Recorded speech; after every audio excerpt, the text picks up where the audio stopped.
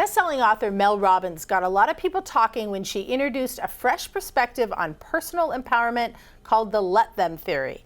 At its core, Let Them shifts our focus away from stressing over others' actions, things we can't control, and redirects it toward what we can control. My next guest applied this theory to parenting in her latest blog. Please welcome back author, educator, and FeelLinks founder Marcelle Waldman. Welcome back. Hi, thank you for having me back. This is such an important conversation. Yes. So what initially drew you to the Let Them theory, and how's it resonated with you? Because I know it really has. Yes, it really has. What I would say is I had first heard just a podcast that Mel Robbins had done, one she had actually done with Oprah and one she had done on her own podcast. I was like, wow, this is really what we talk a lot about what we can control and what we can't control. But it seems like such a more simple way of putting it. And wow, like we could do this in our daily lives, in our roles that we have, whether we're parents or to a coworker, or maybe having that same thing in our, having our children using it. So let's talk about that, because the theories really influence your perspective on parenting. Yes. How so? So I would say when I often am coaching parents and talking to parents, what I talk to them a lot about is using this idea of autonomy, letting our children have a little more say-so. And I think when we can apply this theory to that, we're really just saying, what can we let our children do? What can we let our children feel without us trying to take control of that in some way? Obviously, we need to coach them. Obviously, we need to be there to rear them as parents into the way that they should be balancing decision making, or how they can start making their own decisions. And how does that look?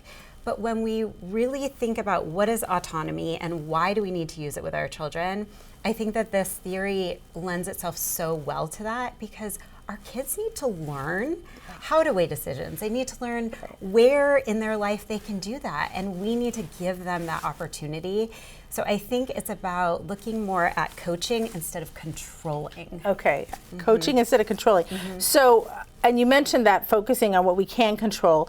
So let's talk first, what are some of the common situations that parents struggle with applying the Let Them theory? I'm going to just start with academics. I think, you know, having right now myself, I've got two teenagers, right? I've got middle school and high school. And my middle schooler, it's like we need to let them maybe know what it feels like to not turn that assignment in on time, or maybe not study well enough for that test, because the consequences are real. Yeah. And that gives them sort of the let them fail, let them struggle, so that then they can see the consequences and what the real consequences are. So I think sometimes we have a hard time letting go of that.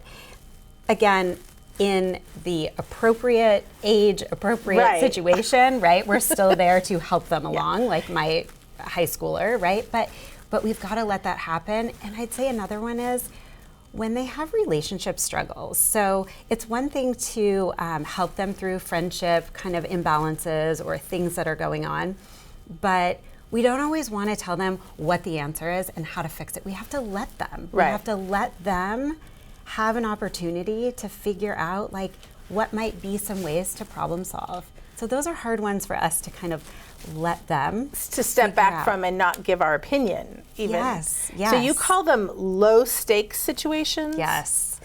So the low stakes situations that we sort of can start gradually deciding when it's time to like let them make decisions. Things like, you know, maybe the clothing isn't matching well, but we kind of got to let it be. Like that's not a battle that we need. And part of the let them is letting them, but also let me. What will I do? Yeah. So do I need to comment that my child's, you know, outfit at 5 years old does not go well together? Let them. And I'm thinking of this, and also I went through this with my son, and also Rebecca, our producer, also. When your son walks out in shorts. Yes.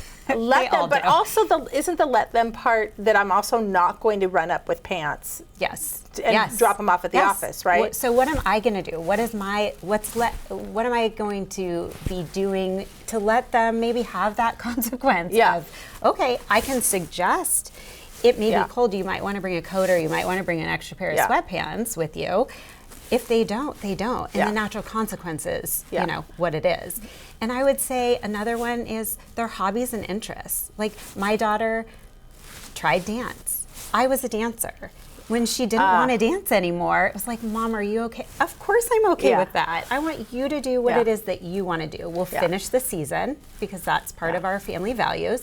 And then you can move on and find something else. And you can admit to yourself it might be a tiny stab to the heart, but I don't Right. need to tell my kid that. Exactly. The last one I just want to ask you, Yes. quick advice for parents who find it difficult to let go of control. Yeah.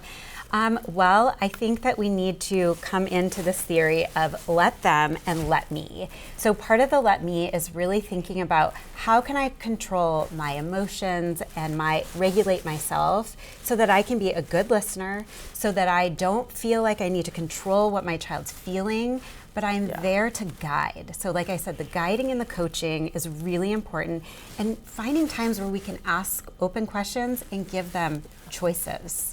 I think that connection that you made with the feelings, that they're my feelings, I don't need to put them on my child, which I think takes a little bit of work for some of us, but I thank you so much. I like that we're going to do that work.